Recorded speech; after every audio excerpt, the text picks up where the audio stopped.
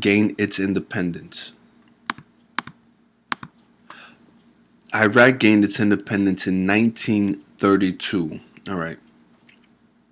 So if you want to if you want to have like a nice sequence of events, right? In 1922, Iraq was kind of known as Mesopotamia, one of the provinces from the Ottoman Empire.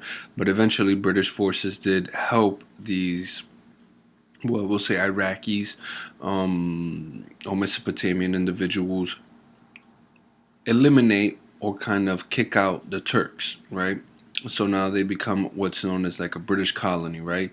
Eventually, Iraq does gain its independence from the British colonial powers in 1932, where they leave a royal family called Hashem.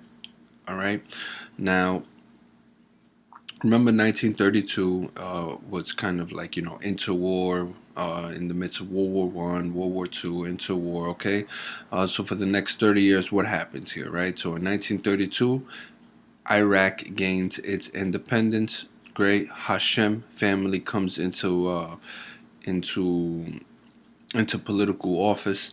Um, Eventually, what happens is the Hashem family begins to ally itself, or begins doing business with Germany.